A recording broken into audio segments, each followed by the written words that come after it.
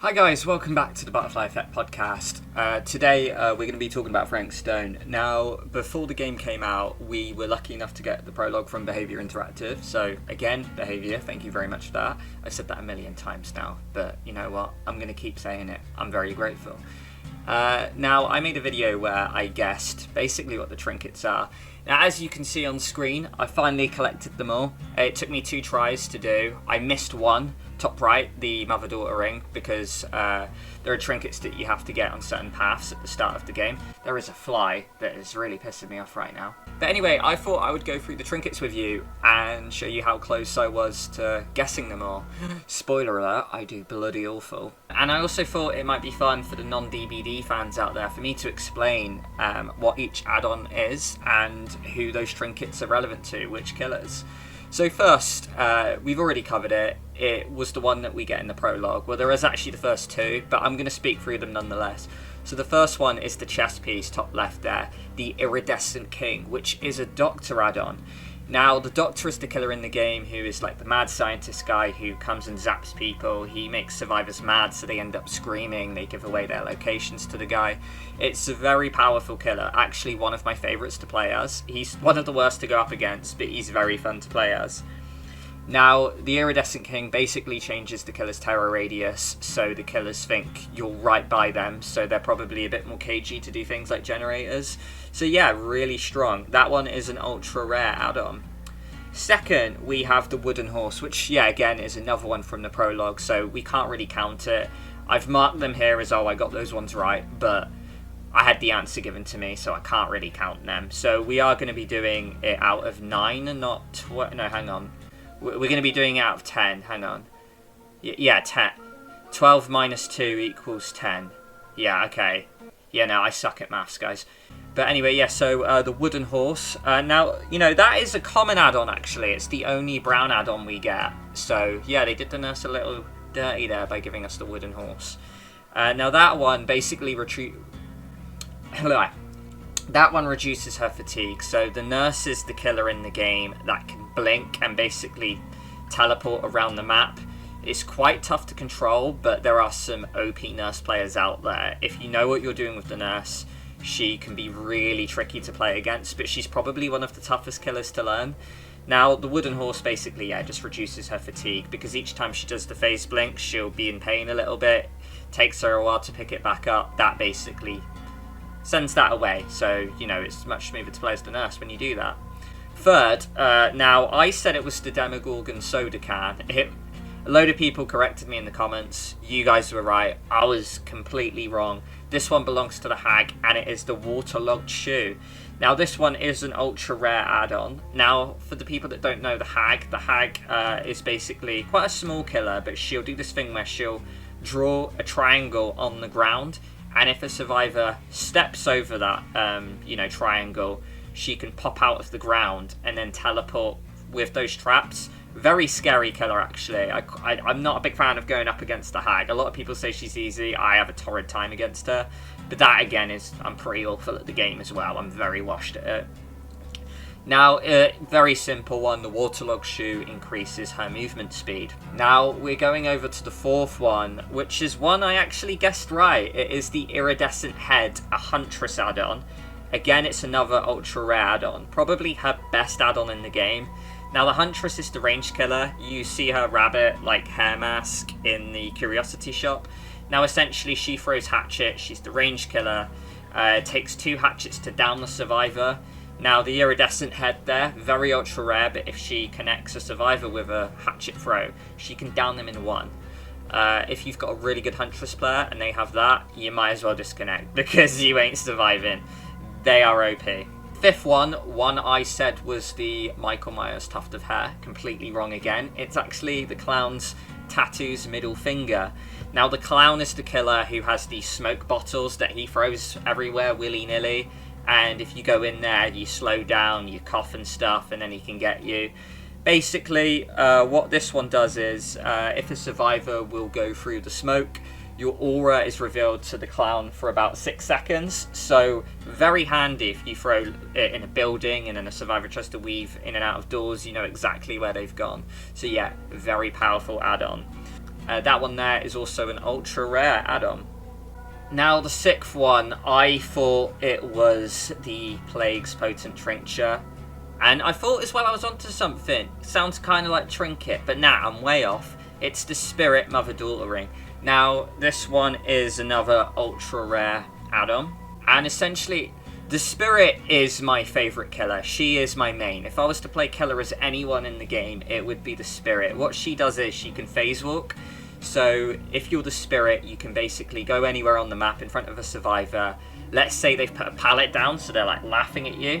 And then you can phase walk, so you, in the survivor's eyes, stay where you are. But her ghost can walk anywhere, and then when she phases out, she appears where she phase walked. Very powerful, and you can absolutely mug off some survivors with some techniques with the Spirit. Now, what the Mother-Daughter Ring does is, it basically just increases your phase walk speed. So you kind of go at a fairly normal speed when you have this, but you can zoom across the map with a phase walk. Very powerful. Now next, bottom left, we have a rare add-on, and it belongs to the Oni. Now, I thought this one was Leatherface's Iridescent Flesh. Way off with that one. Well, as you can see, guys, I did awful. But either way, this is a bit of an educational video, so we'll not laugh at me. We're here to learn. Now, the Oni is a pretty good killer. One I suck at playing, though. Essentially, massive guy with this giant wooden sword thing, and he collects blood from survivors. And then he can go into a rage and run around the map and bash people. Very powerful if you know how to use him. Basically, this wooden Oni mask, which, like I say again, it's a rare one. So, a little more common than the others you'll find. He can basically increase the frequency of the way blood orbs spawn. So he can go into a rage faster, basically, which massively benefits him and hinders the survivors. Now, number 8 I thought was a rat, like a wooden rat that belonged to the Huntress. I was way off again. It actually belongs to the Blight. Now, this is the Blighted Rat. Now, this one isn't a rare perk add-on. And it actually is just simply an uncommon one. So, a little bit rarer than the Wooden Horse, but still the second most common trinket we have on this list. Now, the Blight is a killer that I've not seen too many times. I kind of stopped playing DBD at a kind of phase where he came into the game. But from what I gather, the Blight is a bit like a pinball. He just bounces around the map and he can gain speed if he hits walls, and he can go around corners and do some really good techniques. Now, essentially, the Blighted Rat will simply increase your rush speed. Now, it's not all doom and gloom, because I actually got number 9 right. I successfully identified that this was an add-on to do with the twins. Now, this is Victor's Soldier. Now, this one here is a very rare add-on.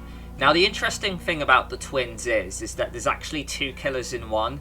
You have Charlotte, who goes around with this hatchet thing, and she has this baby, who I think might be the son, brother, uncle. I don't know what kind of weird relationship those... Oh, they're the twins. That one's pretty obvious. They're obviously twins. So yeah, like, the baby one, Victor, can actually go out, and you can play as Victor, go around the map. Now, I don't think Victor can hurt anyone. I kind of like it, again, I phased out of the game when the twins became a thing.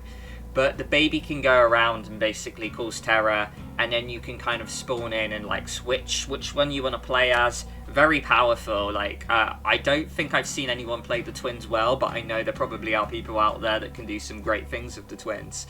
Now, essentially, this is one of the great things about the twins, is that if you're playing as Victor, and then you leave Victor somewhere, and then you go back to Charlotte, if any survivor finds the idle baby, you can kick the baby.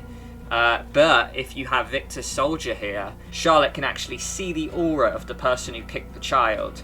Which is why, guys, it is very important you don't abuse babies. Yes, I am talking to you, Frank Stone. Number 10, I was way off. I didn't know what the hell that was. And you know what? The shape of it is a little off-putting. I don't really blame myself, but it is none other than the Trickster's very rare Diamond Cufflinks perk. Now, the Trickster is kind of like the anime killer, basically. He is one that has this, like, absolute snazzy yellow suit, I think. And he goes around and he quick-fast blades at you, so you basically end up bleeding out, and you get this laceration effect. Now, the Diamond Cufflinks are pretty powerful, because if a survivor is 1 second away from bleeding out, or like 1 blade away, the Trickster can see the auras. So yeah, pretty good. But then again, I don't really know too much about the Trickster. I ain't gonna lie. Number 11, I was off the mark as well. I couldn't see it linking to an add-on, which I'm silly because it clearly is. I just thought it was like the knight's weapon. And nah, it is actually the Dredge's sacrificial knife. Now the Dredge is a killer I've never actually... No, I think I faced once, but I didn't really understand what the hell was going on. But what I know about him is that he can spawn out of lockers, which you can usually hide in, so it makes your safe space pretty darn unsafe, to be honest. Now this one here is a very rare add-on. Now what it does for the Dredge, I can't speak English today.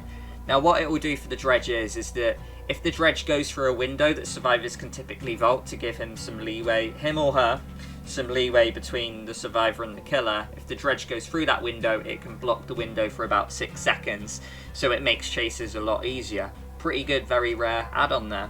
Now the final one, not all doom and gloom, I got the final one right. I successfully identified that belongs to the knight, and that is the Blacksmith hammer, which is a very rare add-on.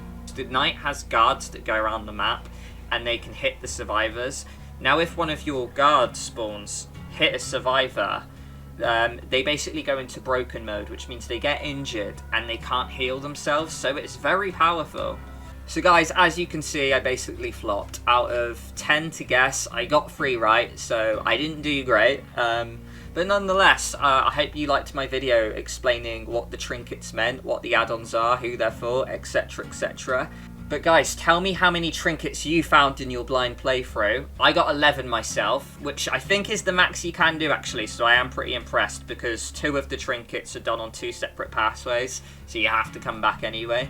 But yeah, just again guys, I hope you enjoyed my video. If you want to see more videos like this of me explaining certain things about Frank Stone, let me know in the comments. But yeah, otherwise, look at all our other videos. Jack has done a whole playthrough, which he did on Twitch, that is up live. And we're going to be doing an analysis series, which comes out tomorrow. So yeah, we're going to deep dive into the game, tell you what our choices were. So guys, hope you enjoyed that. I will see you in the next one.